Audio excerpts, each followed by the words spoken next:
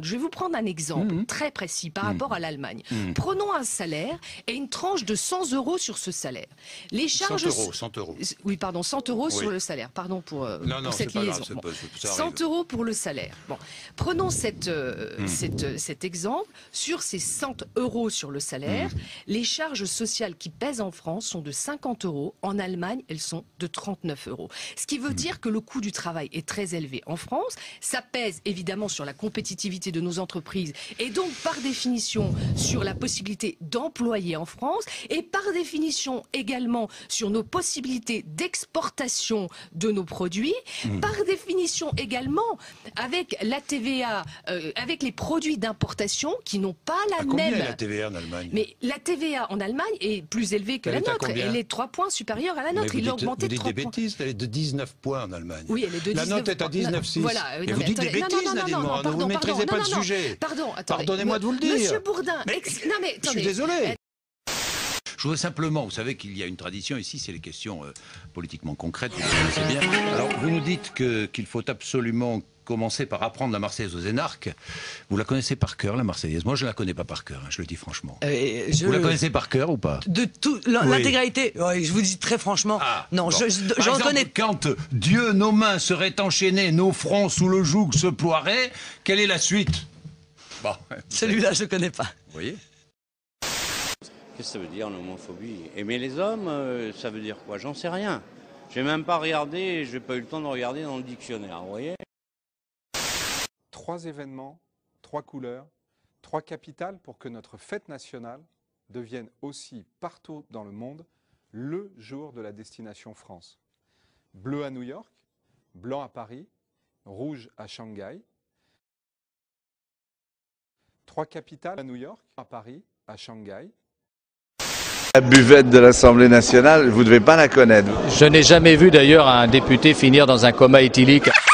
Jusqu'au coma illytique. Qu'après le passage à la buvette, même si certains s'assoupissent un peu sur le coup de 15 heures quand c'est pas trop passionnant. Pas beaucoup de collègues avec le double whisky tassé. On en connaissait qui trinquaient énormément et qui finissaient avec la gueule de bois. Bon, c'est pas très grand la buvette de l'Assemblée, vous savez. Mais parce que c'est vraiment rikiki. On a déjà du mal à avoir un siège. Que ce soit la buvette de l'Assemblée nationale, chez soi, au bistrot, c'est une des libertés fondamentales des Gaulois.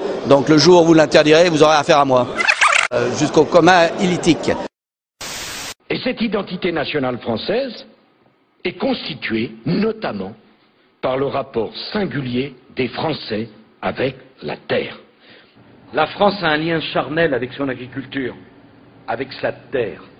Le lien charnel que la France a avec son agriculture et avec sa terre. Le mot terre a une signification française. Et j'ai été élu pour défendre l'identité nationale française. Et dans cette identité nationale française, il y a le rapport des Français avec la terre. Eh bien, la terre fait partie de cette identité nationale française. Toutes les familles de France ont des grands-parents qui, à un moment ou un autre, ont travaillé la terre. L'agriculture a façonné nos paysages. L'agriculture a donné à notre patrie une partie de son âme. Eh bien, c'est avec ces convictions que nous allons œuvrer ensemble pour l'avenir de notre agriculture. De l'agriculture française. Moi, je ne suis pas venu vous tenir un discours que vous avez déjà entendu. Partir. Le site de la présidence nous a réservé un bijou cette semaine. Le site diffuse des vidéos formidables où ils expliquent la vie à l'Élysée, les métiers de la première maison de France. C'est en caméra subjective avec une voix super sympa cool qui vous tutoie parce que l'Élysée c'est cool. Le premier jour à l'Élysée, c'est un peu l'épreuve du feu. Sois prêt à montrer patte blanche.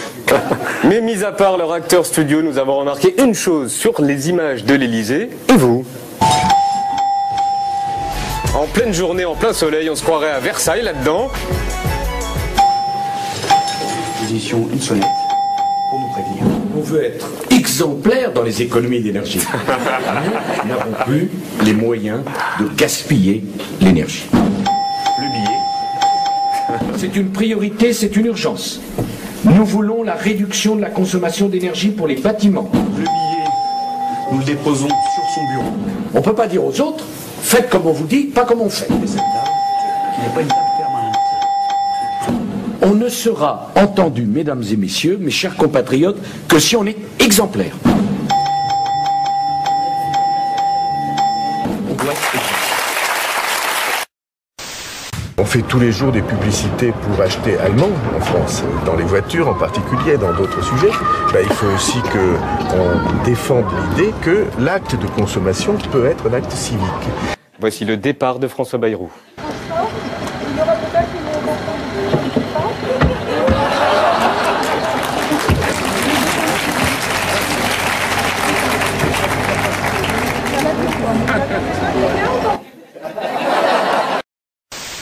À sa tête, est-ce qu'il est illégitime, Jean Sarkozy?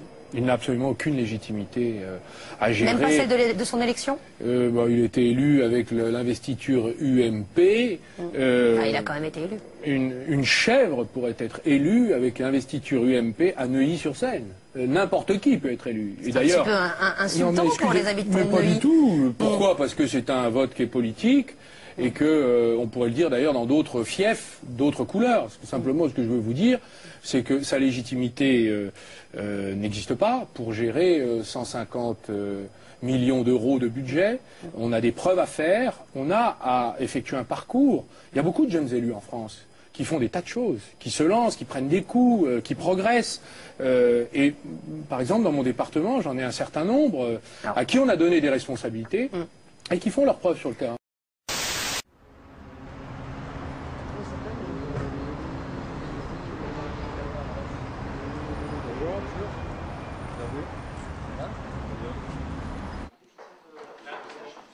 Je suis d'autant plus en forme que je suis venu de la République à bicyclette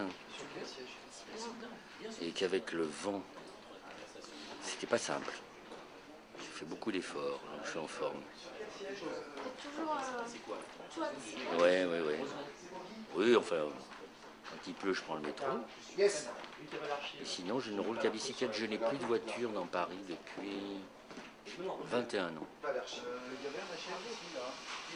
Et on me donnerait une voiture que je ne l'accepterais pas.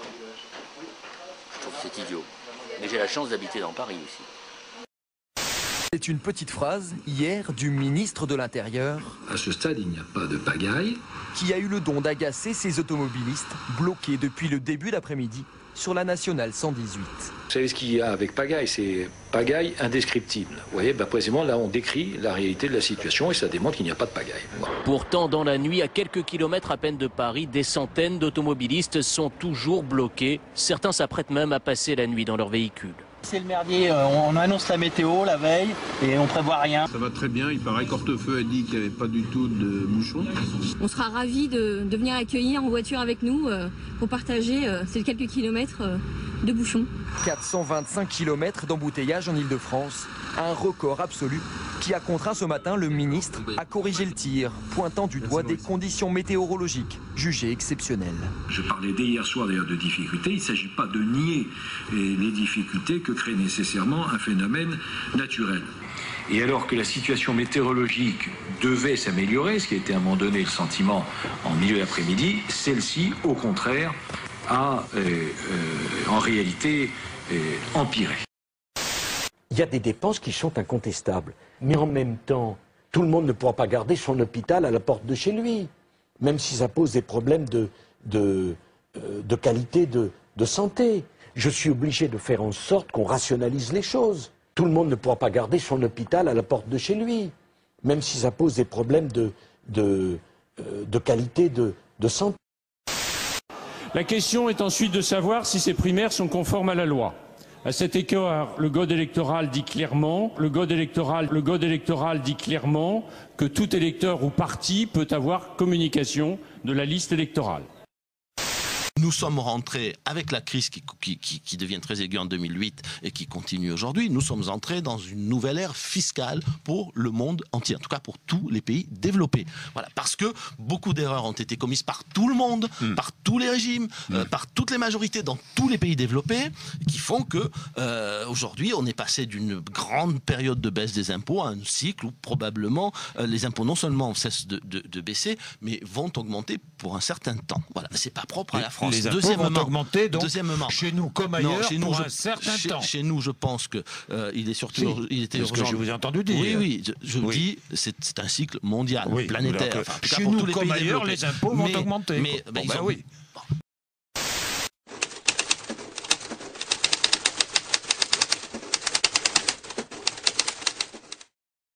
Moi, j'ai voté pour le RMI et j'ai voté pour la retraite à 60 ans, que les choses sont claires.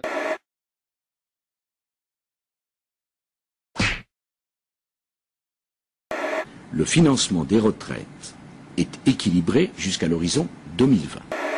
Madame Parizeau, la présidente du MEDEF, vous suggère de passer à la vitesse supérieure en doublant cette mesure, 41 années de cotisation, d'une deuxième mesure, ce serait la retraite à 63 ans et demi. Et elle dit, si on ne fait pas ça, à un moment donné, on ne pourra plus payer les pensions. Vous dites banco? Elle a le droit de dire ça, je dis que je ne le ferai pas. Pour un certain nombre de raisons. Et la première, c'est que je n'en ai pas parlé pendant ma campagne présidentielle. Ce n'est pas un engagement que j'ai pris devant les Français. Je n'ai donc pas de mandat pour faire cela. Et ça compte, vous savez, pour moi. Parce qu'aujourd'hui, j'entends beaucoup de discours sur la précarité étudiante se développe. J'attends encore. Faut qu'on... Okay, vous attendez quoi? Mais j'attends qu'on me le démontre, tout simplement. Alexandra cherche un emploi. Elle n'a donc pas hésité à se connecter sur le site dont Nadine Morano a vanté les mérites hier. C'était sur notre antenne. www.orientation-pour-tous.fr. C'est un système dématérialisé qui permet de trouver toutes les informations dans les secteurs qui recrutent et dans les niveaux dans les formations qu'il faut avoir. Une nouvelle formation, Alexandra y est tout à fait prête. Les résultats de sa recherche vont vite la décevoir. Et là, je n'ai aucune réponse. Donc sur ma région, avec un niveau bac, je n'ai aucune offre de formation. Si le net est un échec, le service est aussi accessible par téléphone. Le service téléphonique gratuit d'information et de conseil, le 08 11 70 39 39. Alexandra appelle aussitôt ce numéro gratuit. Cet appel vous sera facturé après le bip sonore au tarif moyen de 6 centimes d'euros par minute. L'appel est finalement payant. Alexandra patientera 9 minutes avant de parler à la personne compétente qui la réorientera vers le FONGECIP, Centre de formation pour salariés. Ils ont tellement perdu l'habitude de laver les rues que... Mais elle a dit ça sous le nez d'un agent de propreté. Ah, c'est normal ça? Ouais, c'est normal, c'est pour permettre d'écouler tout ce qui... Oups. Et aujourd'hui, arrêtons-nous sur une question du député judoka David Douillet, qui a d'ailleurs bien changé. Une question destinée à... Ma question s'adresse à Madame le ministre des Sports et de la Santé. Une question d'un député UMP à un ministre. On ne s'attendait pas à ce qu'elle dérange, mais on ne s'attendait pas non plus à ça. L'UEFA de football a désigné la France. L'UEFA a désigné en effet la France. Pays hôte de l'Euro 2016. Pays hôte de l'Euro 2007. La question qui dérange de Douillet est en fait un copier-coller de l'argumentaire de Luc Châtel, lu 2 heures avant. Le fruit d'un travail. Le fruit d'un travail. De la Fédération française de football. De la Fédération française de football. Du monde sportif. Du monde sportif. Des villes candidates. Des villes candidates. Du gouvernement et du président de la République. Et du président de la République. Et si on comprend bien, c'est donc Roselyne Bachelot elle-même qui a écrit sa propre question qu'on lui pose à l'Assemblée. L'organisation de l'Euro 2016. L'organisation de l'Euro 2016. Ça va être l'occasion de se mobiliser. L'occasion de se mobiliser. Autour d'un projet fédérateur. Autour d'un projet fédérateur. Imaginons la France d'après. On peut tous imaginer. On sait parfaitement bien que ce n'est pas 29 ministres autour d'un Premier ministre, que ce n'est pas un nouveau président de la République qui changera tout. Un mot, si vous me le permettez. Rien ne ressemblera plus à la France d'après l'élection présidentielle que la France d'avant.